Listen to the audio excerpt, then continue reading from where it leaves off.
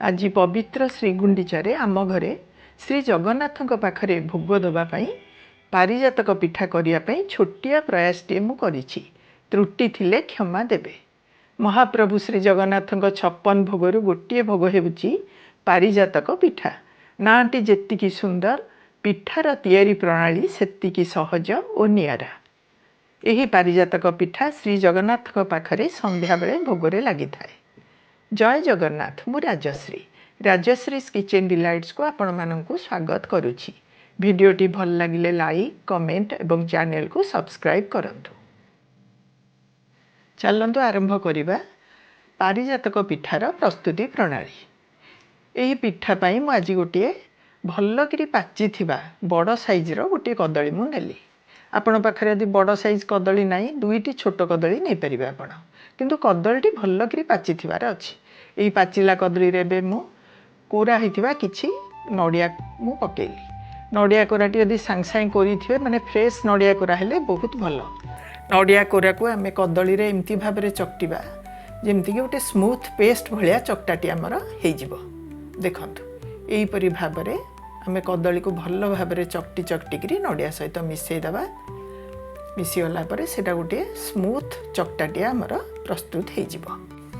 आजिर एई पिठारे मु केते परिमाणर नडिया कोरा व्यवहार कली आगो को आपण वीडियो रे देखिबे। 2 चम्मच मु गुड़ एथर मिसेइली, माने कदली नडिया चकटारे 2 चम्मच मु गुड़ मिसेइ देली। गुड़ पकेई ताकू भल भाबरे पुणी सेमती कदली नडिया चकटी थिले सेमती भाबरे भल भाबरे चकटी दबा। गोटे स्मूथ पेस्ट टिए प्रस्तुत करिबा। देखंतु एई परि भाबरे हमर बढ़िया चकटाटिए प्रस्तुत हे गला।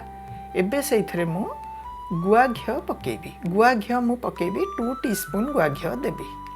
मु एक्चुअली छोट चामच मोर बोली मु 3 चामच देली, किंतु एक्चुअली से माप परे 2 चामच हबो, माने 2 टीस्पून गुआ घिओ। गुआ घिओ को भल भाबरे मिसई दबा चकटारे।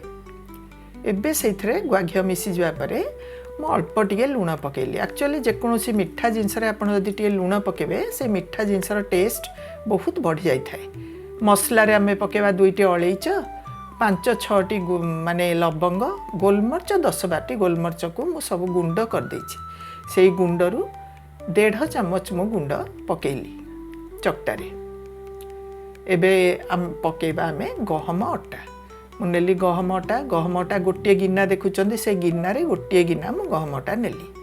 जो गिना रे मु गहम अटा जी व्यवहार कली सेई गिना रे अधा गिना मु नडिया कोरा व्यवहार करछि आज।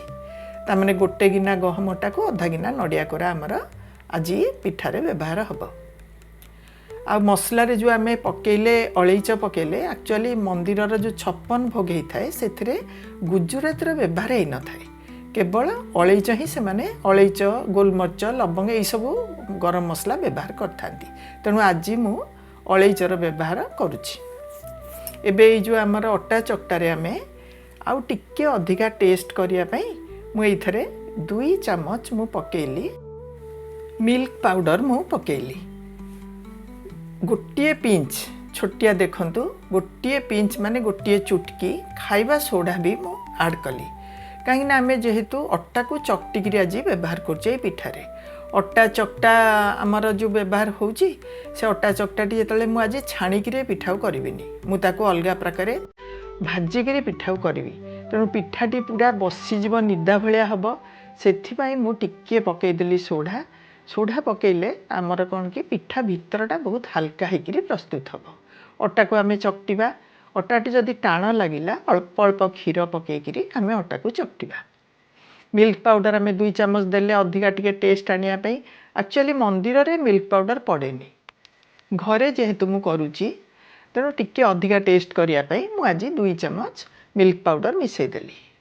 एबे अटा चकटा को आमे एही परि भाबरे चकटिबा जेमति कि अटा चकटाटी बेसी पानिया हबनी कि बेसी माने टाण हबनी।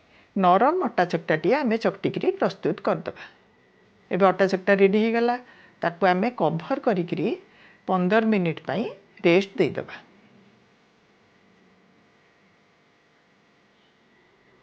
15 मिनिट पर कभर खोलिकी अटा चकटाटी तो ऑलरेडी आमर बढ़िया की चकटा है, तथापि आउरी टिके नरम करिया पई अटा को आउ थरे टिके चकटी दबा।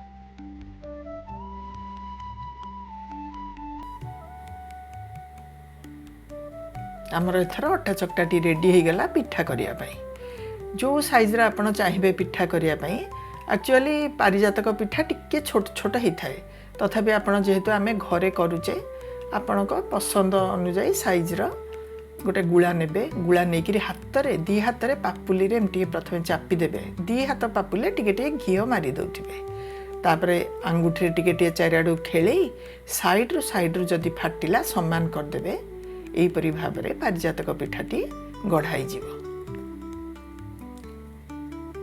एमती भाव में गोटे गोटे करी आमे पारिजातक पिठा गढ़ीदबा।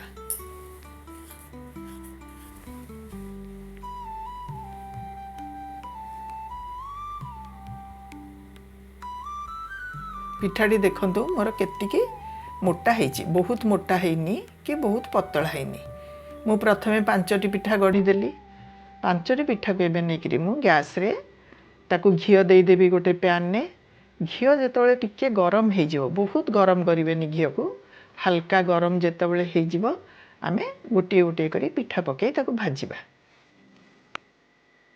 ये पारिजातक पिठा को मध्य छणा जाए आपण यदि चाहिए आपको घीरे छाणतु कि तेल रे जो थे भी आप छाणी पारे किछि समय गोटे साइड भाजीगला आम उल्टे दबा।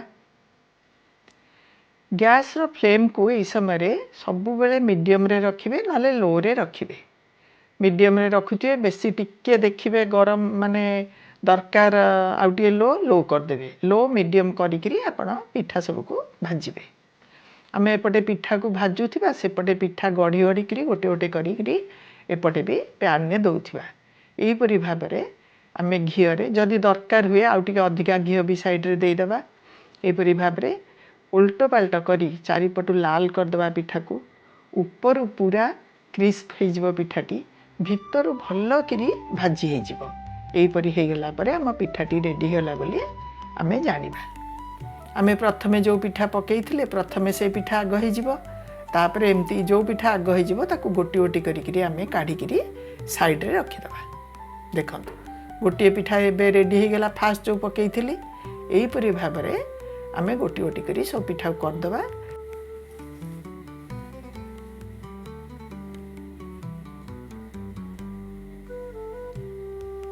पिठार साइड देखिए जदि पिठार साइड टी एमती व्हाइट होके माने भाजी हवा को कष्ट होमती उठे साइड रु घीरे टिके भाजी देबे जेहेतु आम पकईचे सोढ़ा पिठा गुड़िक भल भाव में फुली जापरि भाव में आम सब पिठा रेडी होगला।